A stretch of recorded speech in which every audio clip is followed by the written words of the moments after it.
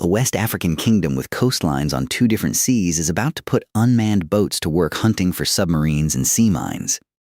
According to the Defense Post, Morocco has agreed to acquire uncrewed surface vessels from a Dutch manufacturer, meant to strengthen the Royal Moroccan Navy's ability to detect submarines and clear sea mines. That's the confirmed part of the story. The exact number of vessels, the price tag, and the delivery schedule haven't been made public yet. So here's the real question this raises. Why does a navy that operates on the Atlantic on one side and the Mediterranean on the other suddenly need robotic boats built specifically for submarine defense and mine hunting? What does that tell us about what Morocco thinks its coastline is exposed to right now?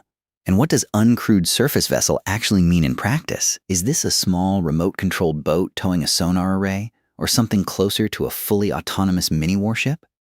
We're going to walk through what's confirmed, what the broader context tells us, and what's genuinely still unknown. Let's start with what the source actually reports. The Defense Post states that Morocco has reached an agreement with a Dutch manufacturer to acquire uncrewed surface vessels, commonly abbreviated USVs, for its navy. The stated purpose is twofold: anti-submarine warfare support and mine countermeasures, meaning the detection and neutralization of sea mines.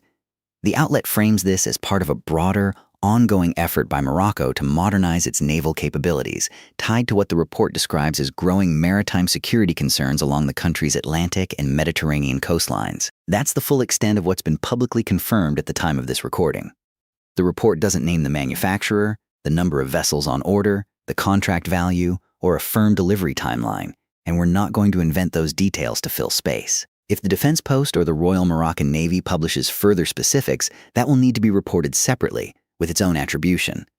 I spent a good chunk of time trying to find a second independent confirmation of the contract's financial terms, and here's what stood out.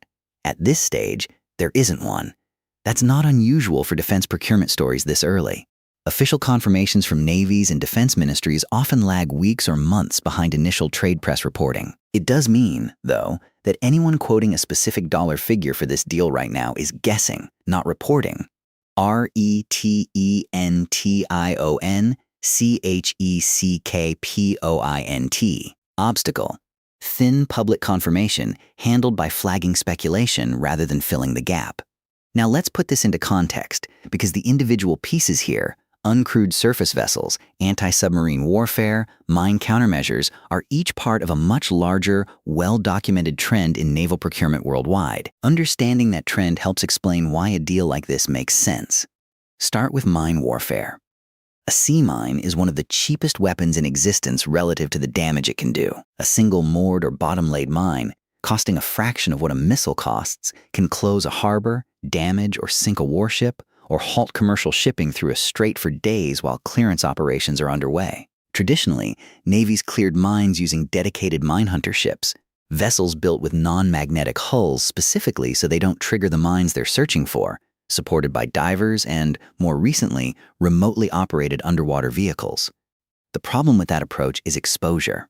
A crewed mine hunter still has to sail into or near the minefield to do its job, putting sailors physically close to the exact hazard they're trying to eliminate. That's the problem uncrewed surface vessels are built to solve. A USV can be sent ahead of a crewed fleet, towing or carrying sonar systems that scan the seabed for mine-like objects, while the sailors operating it stay back aboard a support ship or on shore, watching everything over a data link. If the drone boat is damaged or lost, triggering a mine, no one is aboard it. This isn't a Morocco-specific idea. It's a direction the whole mine countermeasures field has been moving in for roughly the last decade. The Royal Navy and the French Navy jointly developed uncrewed mine hunting systems under a program called the Maritime Mine Countermeasures Initiative, the U.S. Navy has tested its own uncrewed mine hunting packages aboard dedicated small boats and its Independence-class littoral combat ships. Belgium and the Netherlands jointly ordered a fleet of robotic mine-hunting vessels to replace their aging crewed mine hunters, built through a consortium that includes the same Dutch shipbuilding industry referenced in the Morocco report. The Netherlands has become one of the more prominent players in this exact niche of unmanned naval technology, which makes it a logical and reportedly confirmed source for Morocco's order. The mine-clearing side is relatively easy to explain.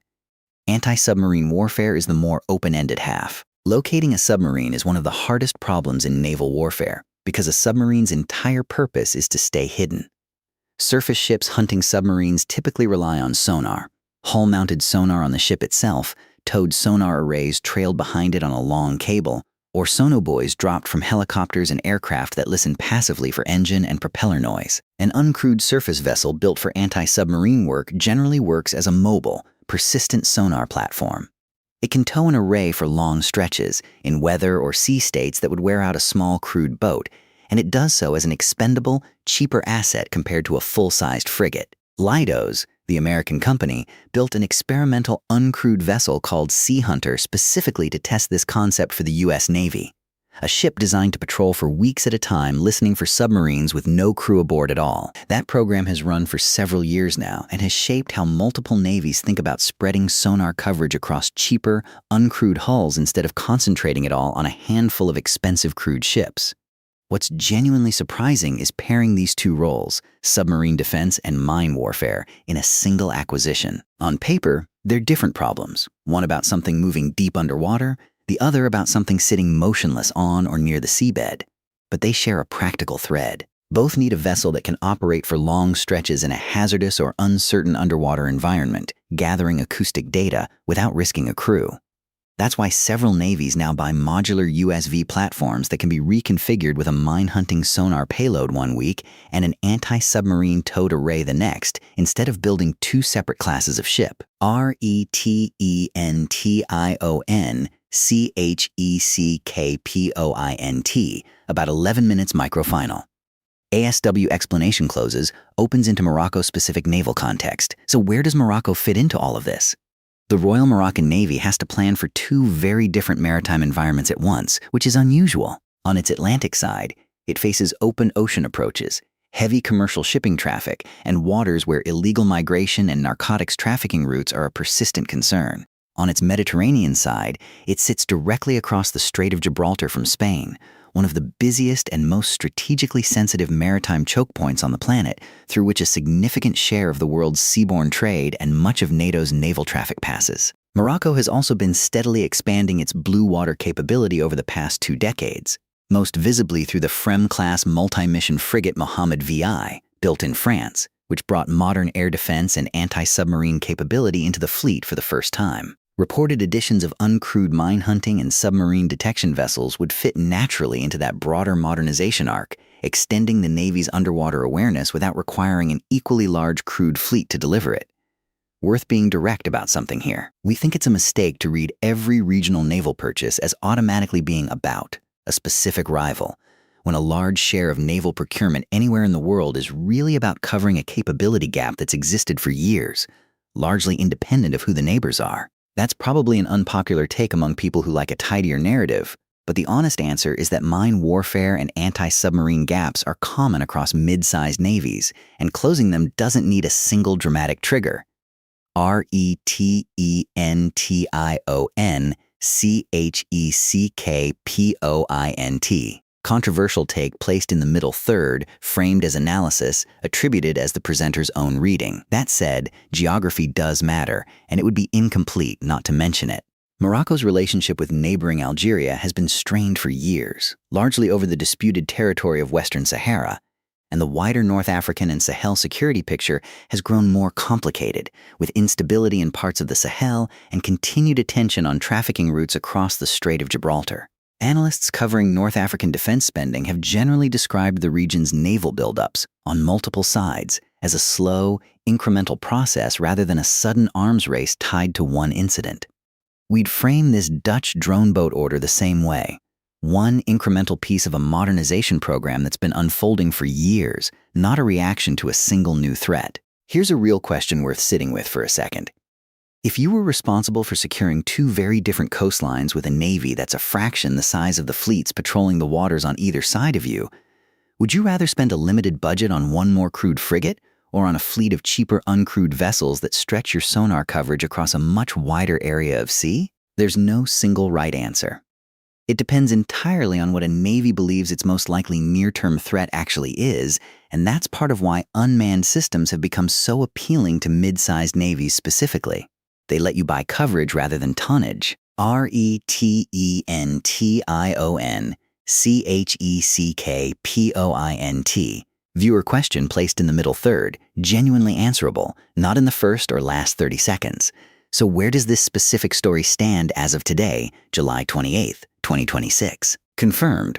Morocco has an agreement with a Dutch manufacturer for uncrewed surface vessels intended for submarine defense and mine hunting, as reported by the Defense Post, and this sits within a broader, publicly acknowledged Moroccan naval modernization effort. Unconfirmed and worth stating plainly rather than guessing at. The manufacturer's name, the total number of vessels contracted, the total value of the deal, the specific sonar or sensor payload each vessel will carry, and the delivery or in-service timeline. None of that has been published in the source material available for this report, and stating any of it as fact right now would be reporting a guess as news. There's a detail in how this story is being framed that stuck with us while researching it. The report describes the purchase in terms of capability, submarine defense, mine hunting, rather than in terms of a specific threat being countered. That's a meaningfully different kind of announcement than, say, a Navy responding publicly to a specific incursion or incident. Capability-driven procurement announcements like this one tend to move through Defense Ministry and shipbuilder channels quietly. The fuller technical picture usually comes later, through defense trade shows, shipbuilder press releases, or budget disclosures, rather than all at once. So what do we still not know? And where should you look if you want to track this yourself rather than take our word for it? We don't know which Dutch company is actually building these vessels. The Netherlands has more than one serious naval shipbuilder, and several of them, including firms involved in the Belgian-Dutch mine countermeasures replacement program, have relevant experience in exactly this category of ship. We don't know the contract's value or whether it was structured as a direct purchase, a joint development program, or a licensing arrangement for local assembly, which Morocco has pursued with some of its other recent defense acquisitions. We don't know whether these vessels will be optionally crewed, meaning a small crew can still ride aboard when needed, or built to run with nobody aboard at all times, which is a real technical and doctrinal distinction. And we don't know the delivery timeline, which matters because contracts like this frequently slip by a year or more between signing and first delivery. We cut a few technical comparisons between this program and the Belgian-Dutch minehunter replacement fleet for length. If you want us to go deeper on how that program's uncrewed vessels are actually built and operated, tell us in the comments and we'll consider it for a follow-up. For now, here's what we can say with confidence. Morocco's Navy is adding a category of ship it hasn't operated at scale before, aimed squarely at two of the hardest problems in naval warfare, finding what's hiding underwater and finding what's been left on the seabed to wait. Whether that turns out to be a handful of test vessels or the start of a larger uncrewed fleet is something only the follow-up reporting and Morocco's own defense ministry can answer. We'll be watching for that confirmation, and when it lands, we'll bring you the specifics, not the guesses.